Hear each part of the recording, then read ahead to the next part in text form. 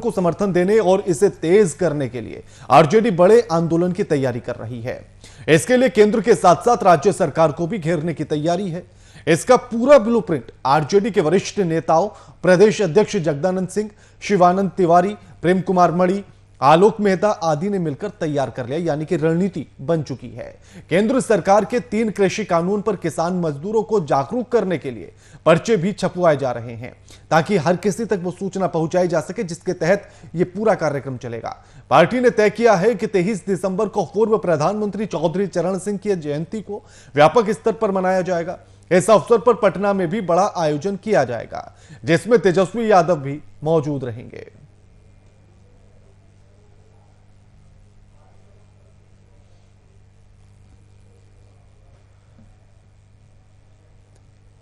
किसानों के मुद्दे पर, या कहें कि किसानों के आंदोलन को अब धार देने के लिए आरजेडी भी तैयारी में जुट चुकी है और ब्लूप्रिंट तैयार कर लिया गया, यानी कि रणनीति बना ली गई है कि किस तरह से इस आंदोलन को धार दी जाएगी। और पूर्ण रूप से समर्थन देने के लिए साथ ही केंद्र के साथ साथ राज्य सरकार को घेरने के लिए भी अब आरजेडी अपनी तैयारियों में जुट चुकी है। जो ब्लूप्रिंट आरजेडी के द्वारा तैयार किया गया है, उसमें वरिष्ठ नेता और प्रदेश अध्यक्ष जगदानंद सिंह, शिवानंद तिवारी, प्रेम कुमार मणि, आलोक मेहता आदि ने मिलकर यह ब्लूप्रिंट तैयार किया है।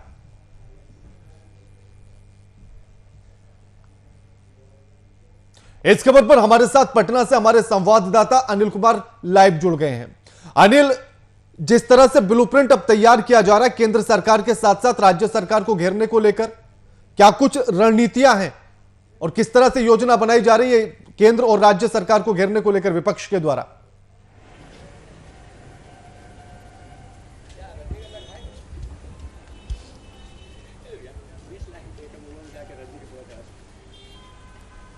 जी बिल्कुल के मैं बता दूं आपको कि जैसा कि अब किसानों का आंदोलन जो है वो तेजी से आगे की ओर बढ़ रहा है और लगभग 2 सप्ताह से ज्यादा का समय हो गया है, लेकिन बावजूद इसके अभी भी किसान अड़े हुए हैं और इस बिल के विरोध में लगातार वहां पे विरोध प्रदर्शन देखा जा रहा है। वहीं अगर बात की जाए बिहार में, तो बिहार की राजनीति भी अब कहीं ना कहीं रंग लेती हुई नजर आती है और इसी कड़ी में अब राजद द्वारा एक और आंदोलन की तैयारी कर दी गई है, जिसमें कि 23 दिसंबर को चौधरी चरण सिंह के जन्मदिवस के अवसर पर राजद ने एक बड़ा ऐलान कर दिया है कि वो भी अब किसानों के समर्थन में तब तक लगातार अनिश्चितकालीन समय तक वो अब धरना करेंगे जब तक कि बिल को वापसी नहीं लिया जाता है। ऐसे में कहीं ना कहीं अगर देखा जाए तो राजद की ओर से नेता प्रतिपक्ष तेजस्वी सहित कई बड़े चेहरे इस आंदोलन में शामिल होने की आशाएं लगाई जा रही है और सभी ने एक ब्लू प्रिंट भी तैयार कर लिया है, ताकि इस आंदोलन को में और भी तेजी लाई जाए और भी धार लाई जाए। तो ऐसे में कहीं ना कहीं बिहार की राजनीति जो है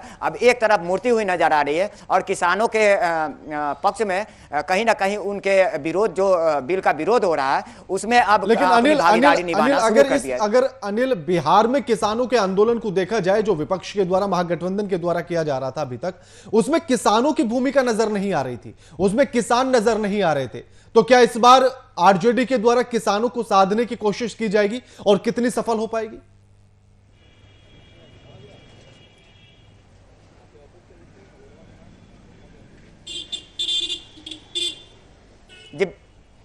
जी बिल्कुल के मैं बता दूं आपको कि लगभग 12 दिसंबर को भी एक बंद का आयोजन किया गया था, पूरे भारत को बंद करने का आयोजन किया गया था।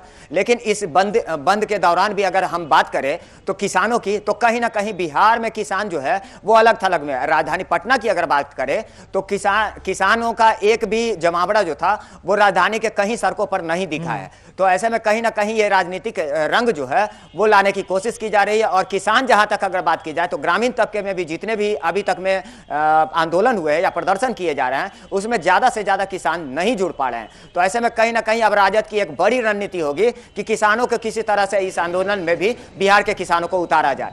तो अब ब्लूप्रिंट तैयार हो गई है और रणनीतियां जो है वो तैयार की जाए। अनिल, आखिर क्या समझा जाए, किसान इस आंदोलन में हिस्सा क्यों नहीं बन पा रहे हैं? किसान कृषि कानून को समझ नहीं पाए हैं, या समझने के बाद फिर वो उसमें हिस्सा क्यों नहीं बनना चाहते? क्या उन्हें सही लगता है?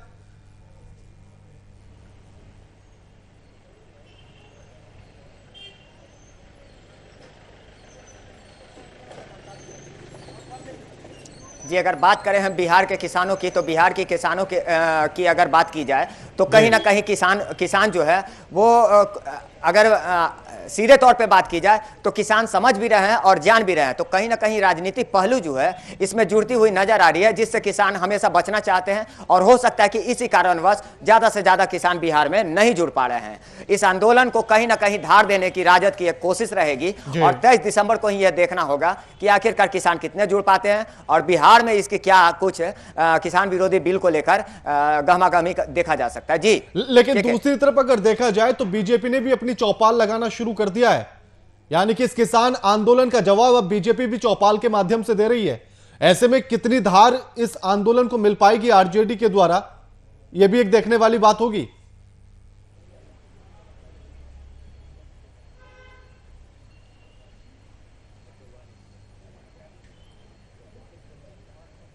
जी बिल्कुल, क्योंकि मैं बता दूं आपको कि जैसा कि अभी अमित शाह द्वारा एक और मीटिंग किया गया था जिसमें कि किसान विरोधी बिल को लेकर तमाम जितने बड़े नेता थे उनको बुलाया गया था उस बैठक में, और बैठक भी खत्म हो गई है। अब ये बाद में ही पता चल पाएगा, ये कुछ देर बाद ही पता चल पाएगा कि आखिर बैठक में क्या कुछ निर्णय हुआ है, और लगातार बैठकों का दौर भी जारी है। तो ऐसे पक्ष और विपक्ष दोनों, अगर विपक्ष यहाँ पे किसान बिल के विरोध में उनके समर्थन में खड़े उतरे हैं, तो कहीं ना कहीं अगर हम पक्ष की बात करें या केंद्र सरकार की बात करें तो उनकी पुरजोर कोशिश है कि जिन खामियों को अगर अभी सरकार पूरा कर रही है, जिन किसान विरोधी बिल को लेकर जितने भी लोगों में असमंजस की स्थिति बनी हुई है, वो कम से कम सभी लोग तक पहुंच जाए और सभी के जो किसान के जो वादे हैं, किसान के जो बातें हैं, वो कम से कम इस धरातल पे उतर पाए। इसके लिए भी बीजेपी पूरी तरह से लगी हुई है। जी अगर 10 तारीख का महागठबंधन के उस भारत बंद को देखा जाए, उस आंदोलन को देखा जाए, तो कोई खास असर उसका पड़ा नहीं है। बीजेपी ने भी उसको नकार दिया है और कह दिया है कि भारत बंद तो विफल रहा, और वैसे भी एक व्यापक असर उसका पड़ता हुआ नजर आया नहीं है। 23 तारीख को जो आंदोलन होगा, जो धार देने की कोशिश की जाएगी किसानों के साथ मिलकर आंदोलन को, उसमें कितनी सफलता मिलने के चांसेस अभी नजर आ रहे हैं?